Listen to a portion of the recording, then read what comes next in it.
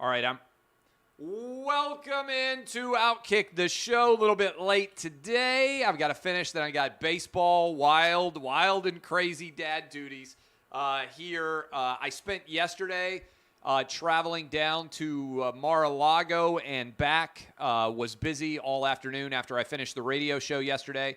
Got to meet with President Trump, 45 himself, at a Senator Hagerty fundraising event, Tennessee senator who was elected in 2020.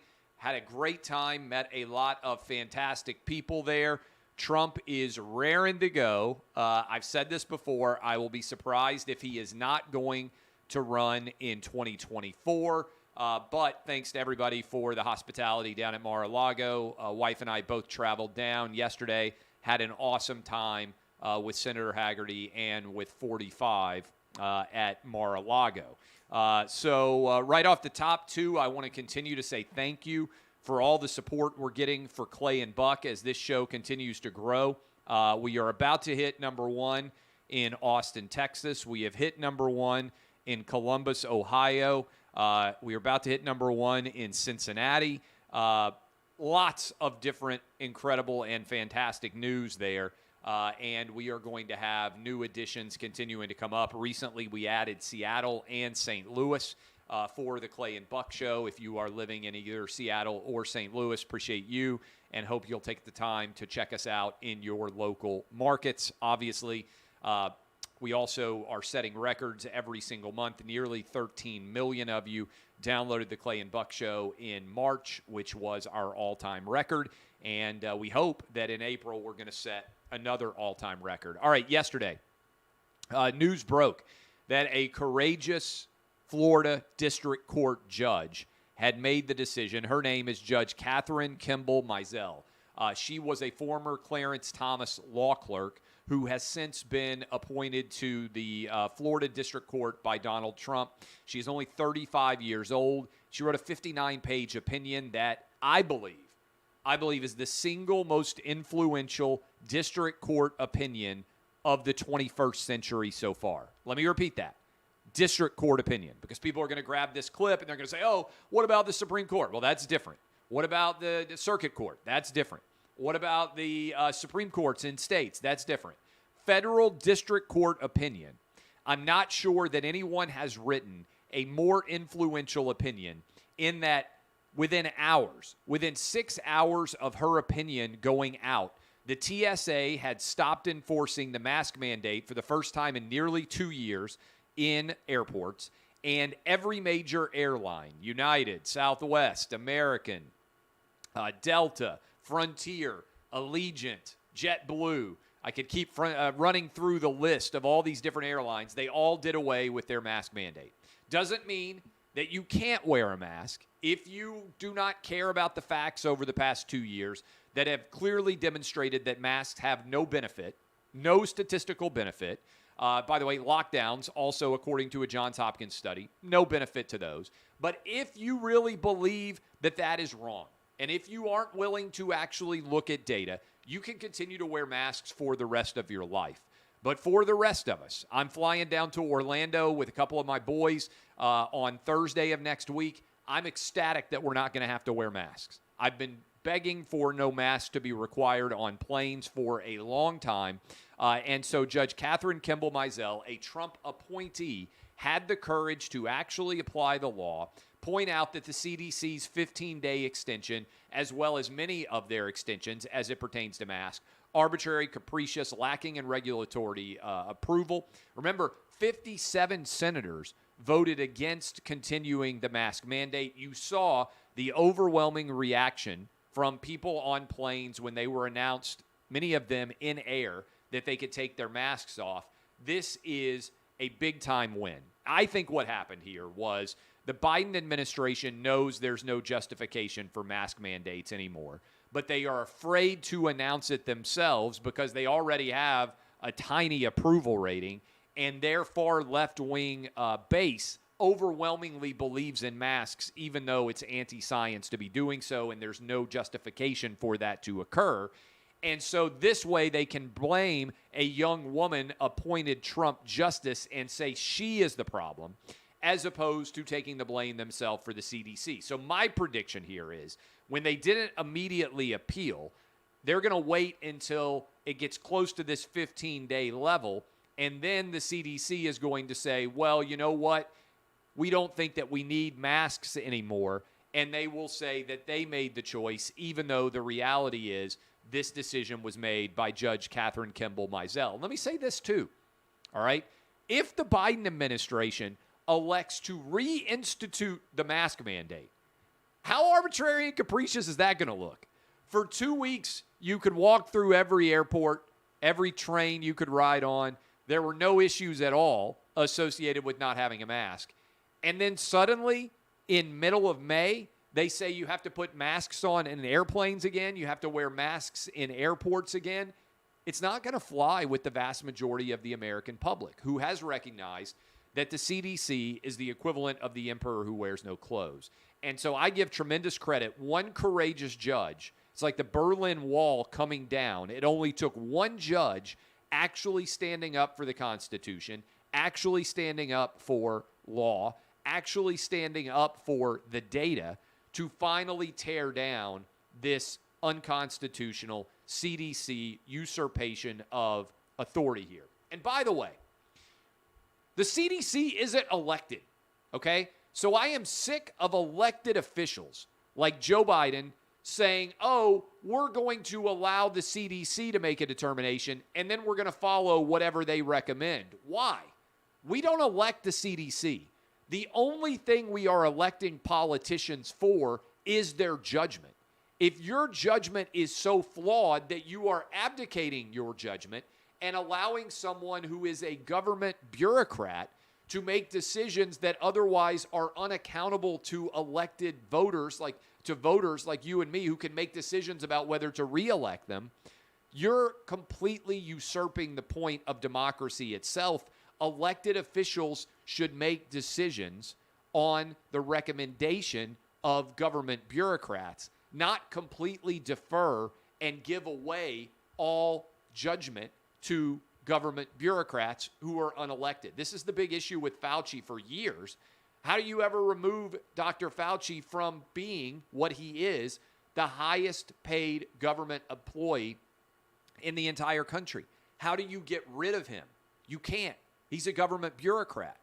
So by and large, the only way to hold people accountable is in the elections, which is why, in my opinion, November has to be an electoral reckoning. There have to be consequences for the Democrats that have made awful decisions as it pertains to decisions on COVID. All right. A couple of news stories out there. A lot of news coming out in the NFL. Next week is the NFL draft, and I feel like on some level it's sneaking up on people because of what exactly has been going on off the field. So many different quarterbacks moving. Deebo Samuel, big-time playmaking wide receiver / running back / guy who you want the ball in his hands with the San Francisco 49ers, has demanded a trade. And we'll see whether or not that trade is granted. In the meantime, a lot of young wide receivers, playmakers, including A.J. Brown with the Tennessee Titans, who has removed Tennessee from his bio, want to get big contracts in the wake of the money that Tyreek Hill got, in the wake of the money that Devontae Adams got. So many wide receivers making big dollars. It will be intriguing to see what the 49ers do, given the money that they have committed right now still to Jimmy Garoppolo, and what the Titans do, given the fact that, according to my friend Warren Sharp, they have the most money invested on the offensive side of the ball already before they even pay A.J. Brown a substantial amount of dollars going forward as he prepares to enter his fourth year. Remember, the advantage of taking somebody in the first round is you get 5 years from them. And when you take somebody in the second round, they hit free agency after only 4 years. They don't get as much guaranteed money up front. But with Deebo Samuel, with A.J. Brown, this is a story worth following. Also a story worth following in the world of sports. Oscar Tshiebwe, I believe I'm pronouncing that right, a big-time playmaking power forward for the University of Kentucky, is returning for another season. And this is one of the big impacts of NIL in general, name, image, and likeness. he's going to make a bundle of money, maybe more money, staying at the University of Kentucky than he could in the NBA because he's not a guaranteed first-round draft pick. So Oscar Tshiebwe is returning, fabulous player, but undersized and not the crazy athlete inside that an NBA team might want to be guaranteeing millions of dollars to him, while there's a lot of attention being given to 17 and 18-year-old recruits who are cashing in a big way in terms of what they are making to play college athletics. This, to me, is one of the great stories of college athletics as it pertains to NIL. A guy who has proven himself, who is, by all accounts, a really good dude, being able to make money while continuing to play at the University of Kentucky. I think this is an underrated benefit. I'm a capitalist. I believe that if you perform, you deserve to be paid. And Oscar Tshiebwe returning to Kentucky is one of the early storylines associated with the NIL. This story I'm fired up on. Mel Kiper. This story just came out a couple days ago, but I haven't been able to talk about it because yesterday I was at Mar-a-Lago and traveling down to Palm Beach. Mel Kiper, credit to Mel Kiper, he is surging up my draft board. He refused to get the COVID shot. Mel Kiper refused to get the COVID shot because he probably, as a draft guy, looked at the data and said, wait a minute, this doesn't make a lot of sense. Why would I get the COVID shot? I've had COVID twice. I haven't gotten the COVID shot. I don't believe I'm ever going to get the COVID shot because I don't think it's beneficial. By the way, my family, my kids, also have not gotten the COVID shot. So Mel Kiper, Disney has a mandate through ESPN that you have to get the COVID shot. And if you don't, that you theoretically are going to be fired. But Mel Kiper basically threw the double birds up at Disney. And as a result, they're letting him cover the NFL draft, but they're making him do it from home. Now, here's what's crazy about this. The NFL draft next week is in Las Vegas. It is wide open. There are going to be hundreds of thousands of people present in Las Vegas for the NFL draft. Why does this matter? Well, if none of them are wearing masks, and if there's no COVID requirement in terms of shots, why can't Mel Kiper be there? There are going to be hundreds of thousands of people present. This is an example of anti-science lunacy, okay? Also, Allison Williams was on with Dan Dakich. Dan Dakich does a great show for Outkick in the mornings. If you haven't checked it out, from 9 to 11 Eastern, 8 to 10 Central, 7 to 9 in the Mountain Time Zone, 6 to 8 on the West Coast. She was on as a guest, and she pointed out that she was basically fired by ESPN, Allison Williams was, because she refused to get the COVID shot. So wait a minute. Why did ESPN allow Mel Kiper to refuse to get the COVID shot and allow him to continue to be employed by ESPN, but they mandated that Allison Williams get the COVID shot or she got fired? Is this fair from Disney? It doesn't make any sense to me at all. Now, Allison Williams now works at the Daily Wire. She's smart. She laid out the decision why she didn't get the COVID shot. I agree with her on all of her logic. I think it's far braver to stand up and refuse to get the COVID shot than it is to bend over backwards for a medical treatment you don't need. But why did Mel Kiper, and by the way, I'm anti-mandate. I think that Disney's perspective should have been what Fox's position was, which is we're not mandated to get the shot, right? I did not get the COVID shot. And for months, I wasn't allowed to go into the New York City radio studio or to the Fox News studio in New York City because of the idiot rules of New York City as it pertains to COVID shots, right? So I wasn't allowed to go in there. By the way, that's just a good excuse not to have to travel to New York City. I'm not going to complain about it. But I do think it's significant. Fox allowed individual talent, to their credit, to make decisions about whether or not to get the COVID shot. Disney didn't. And Disney, it appears, arbitrarily made Allison Williams get the shot or she was fired versus allowing Mel Kiper to not get the shot and not force him to be fired. Now, that doesn't seem fair to me. Again, I'm against all mandates, but why would Allison Williams get fired and why would Mel Kiper keep his job? Again, Mel Kiper rising up my draft board based on this decision. Allison Williams, I've already given her a great deal of praise for making that decision, having the bravery to make that decision. But why is Disney not having to answer, ESPN in particular, why those two employees were treated so drastically different based on the decisions they made as it pertains to COVID? I think that's a question that should have to be asked. Certainly, it's one that we're asking here at Outkick. I disagree with another decision. Wimbledon has banned Russian tennis players as well as Belarusian tennis players. Belarusian, I'm not sure how you pronounce that, but players from Belarus and players from Russia from being able to compete in the Wimbledon tennis competition. I disagree with it completely. Just like I ripped the Boston Marathon, I don't believe you should hold individual athletes who are representing themselves primarily, not their country. This is not the Olympics. I don't believe you should hold individual athletes responsible for the choices that their country makes, particularly because we don't even know what those individual athletes think about the invasion of Ukraine.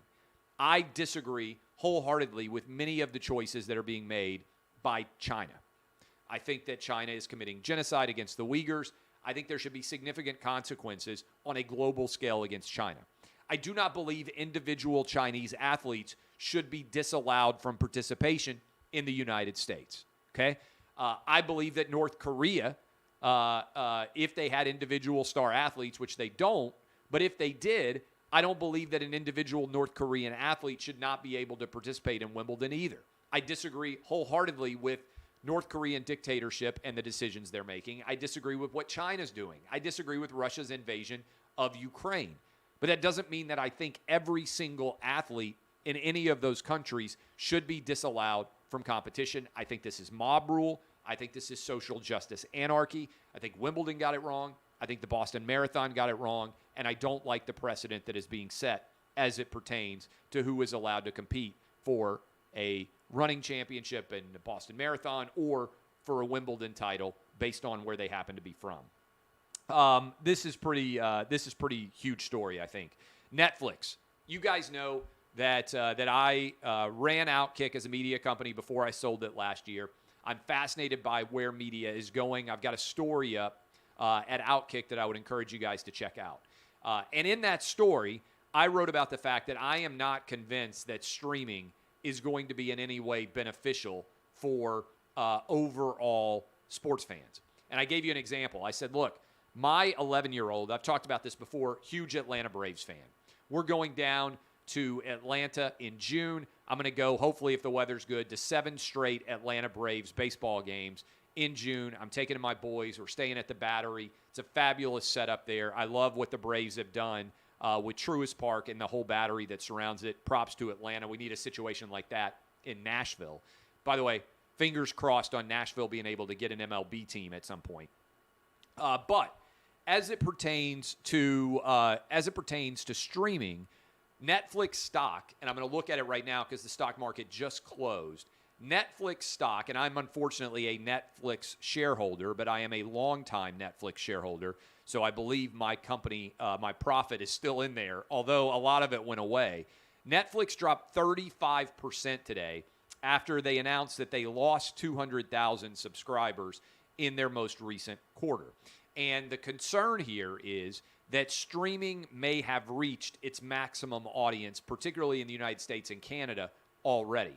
And as a result, Netflix stock has tanked, and it's at a 4-year low, basically erasing all of the gains that have existed over the past several years.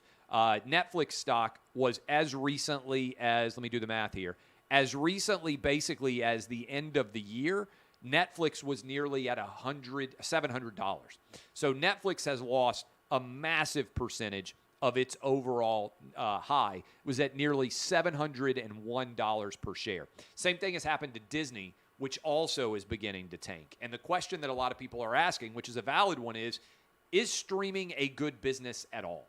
The reason why I ask, especially from the sports prism, is it's getting harder and harder to be able to find where your games are going to air. Used to be you could sit back and there was no challenge at all, and you knew exactly where the games were going to be. Now that is starting to change. And I saw this and I thought, man, this is crazy. We couldn't find the Atlanta Braves game on television recently. Couldn't find it on streaming. We got Major League Baseball extra innings, all those things. And I looked it up, and the Yankees, fans who live in New York City, are going to need the following to be able to watch their team play. Yes, ESPN, Fox, FS1, Amazon Prime Video, Apple TV, and Peacock. That is 7 or 8 different places where New York Yankee games are going to air this year. The reason why I bring that up, used to be everything was on television. You had a cable or satellite subscription. Boom, you sit down, you watch everything. Now, I don't even know how to find some of these games. Apple TV, Amazon Prime, Peacock. This is going to be very difficult and expensive if you're a fan of the Yankees. And so I understand in the short term why that makes sense for Major League Baseball. I don't understand it in the long term.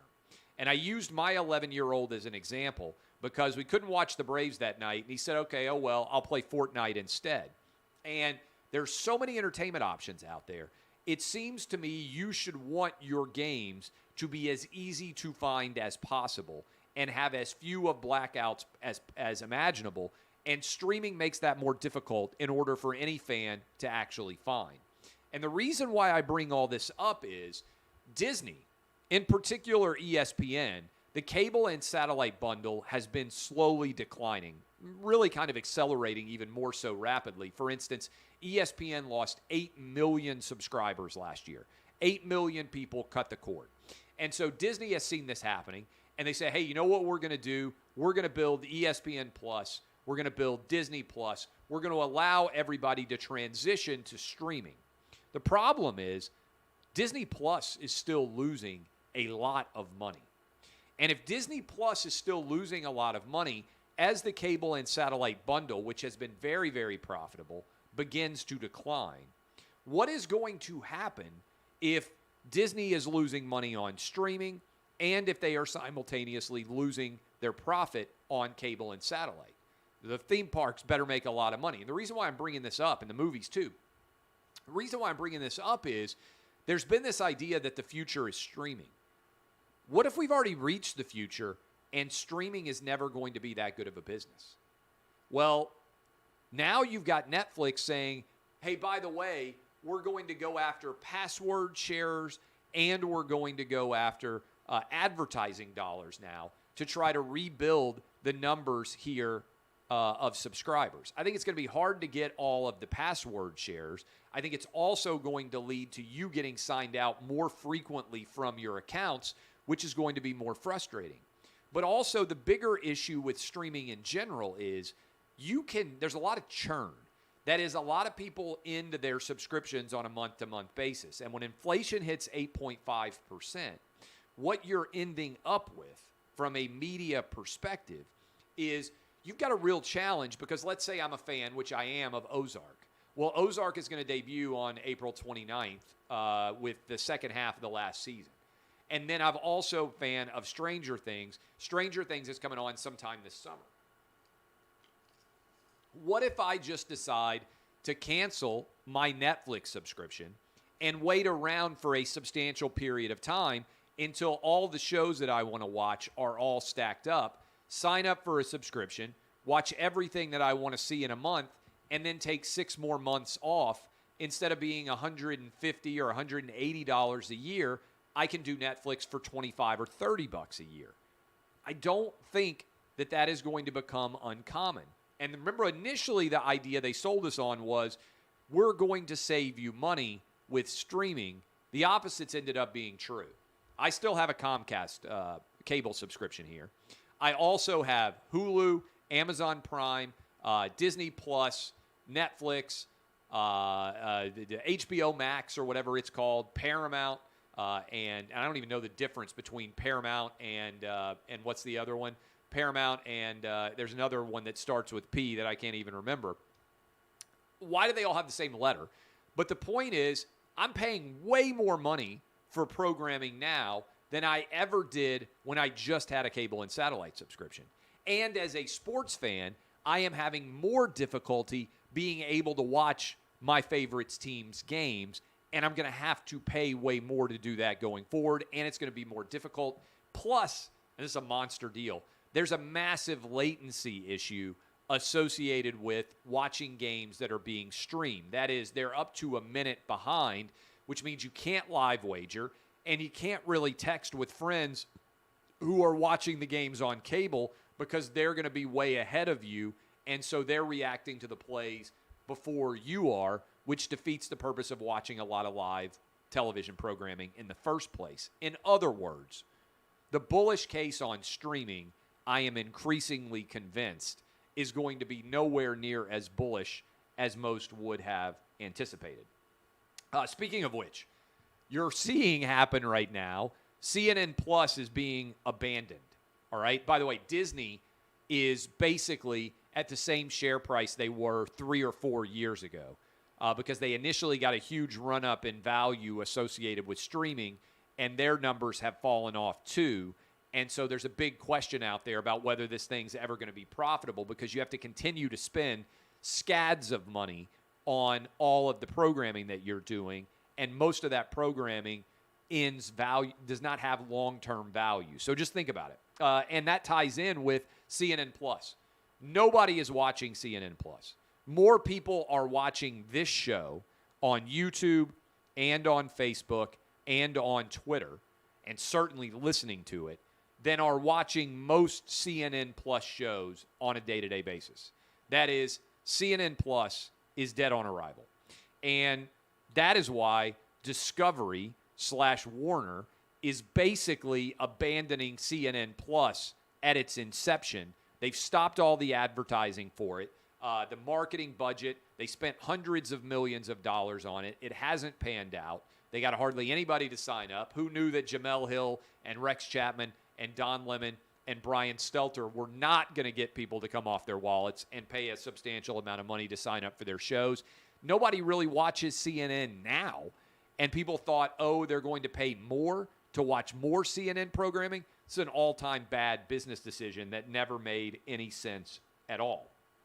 And on top of that, we have got another battle that's going on. So CNN Plus is basically dead on arrival.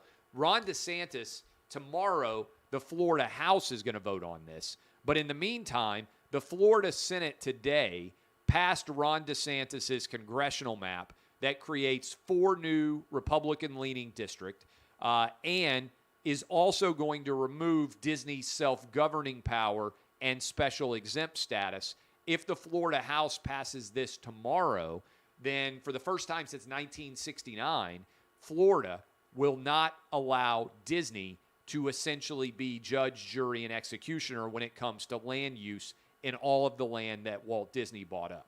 Why did this happen? Because Disney attempted to attack the state of Florida for the parental rights bill. They tried to brand it the Don't Say Gay bill. Most of the time, politicians in those states, when big companies come after them, they curl up in the fetal position and they basically apologize. Florida Governor Ron DeSantis did the opposite. When this happened, Ron DeSantis said, no. Disney needs Florida more now than Florida needs Disney, and I think he's correct. They can't move Disney World out of Florida. So if you're going to come after the governor of the state of Florida and you're going to inject woke politics nationwide, well, the state of Florida said, we're going to fight back. There are going to be consequences if you are going to label our bills publicly as anti-trans and anti-gay falsely. We're going to fire back at you. And we are going to take away your preferred treatment that is unequal under the law, that gives Disney benefits that other corporations don't have. And I think Disney is understanding now that there are consequences when you go full-on woke. When you throw a punch at someone who is not woke, for a long time, people have just taken those punches and they've said, oh, I'm sorry. I'm sorry, corporation. What can we do to get back in your good graces? Ron DeSantis said we're not going to do that in Florida anymore. Florida needs Disney less than Disney needs Florida, but if they walk up and they throw a punch, we're going to throw a punch back. And by the way, this is kind of larger context sports. You got all these woke athletes, and people got mad at me because I pushed back against the woke athletes. They would throw punches. they would get praised by the sports media.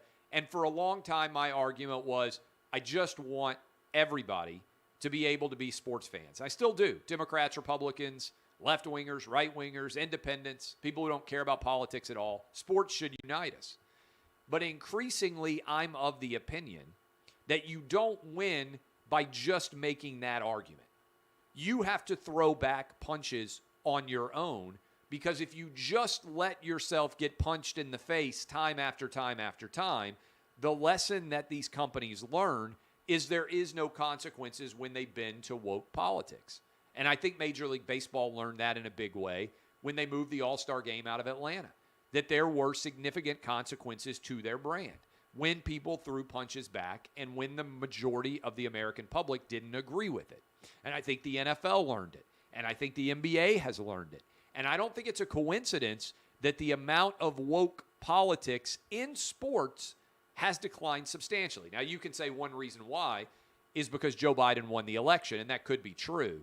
And maybe it'll come back if Donald Trump runs for re-election in 2024 and attempts to become the 47th president of the United States, which I think he will. But in the meantime, I do think that the sports leagues have learned a lesson about embracing woke politics, and that's because people like me have finally started to throw back punches and land significant blows, and that is what Ron DeSantis is doing right now with Disney, which is the parent company of ESPN. Finally, this ridiculous Libs of TikTok versus the Washington Post story. The Washington Post, this is just important to understand. The Washington Post, the New York Times, the MSNBC, and CNN have effectively become default arms of the Democratic Party. Whatever left-wingers are in favor of, all of those media outlets will defend their decisions to the ends of the earth.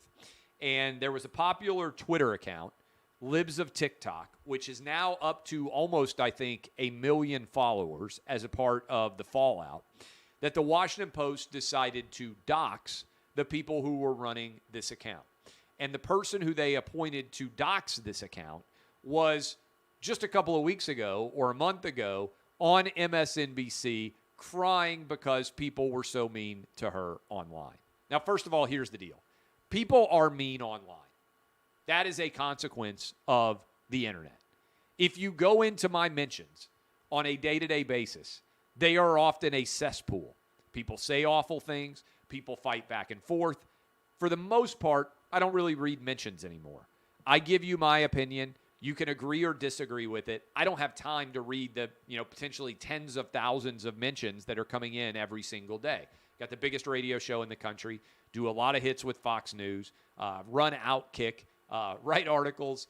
I got so much going on, I just don't have time to read all those mentions. Plus, as soon as I finish this show, I'm about to go walk up and go pick up my kids from school, and then I'm going to be coaching and or watching Little League Baseball for the rest of the evening. So that is what wild activities I've got going on a day-to-day basis.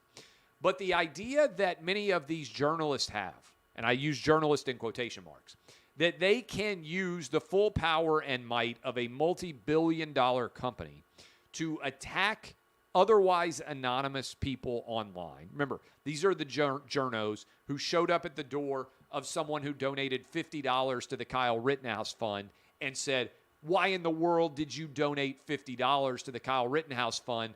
Your name is now going to be public. That's the opposite of journalism.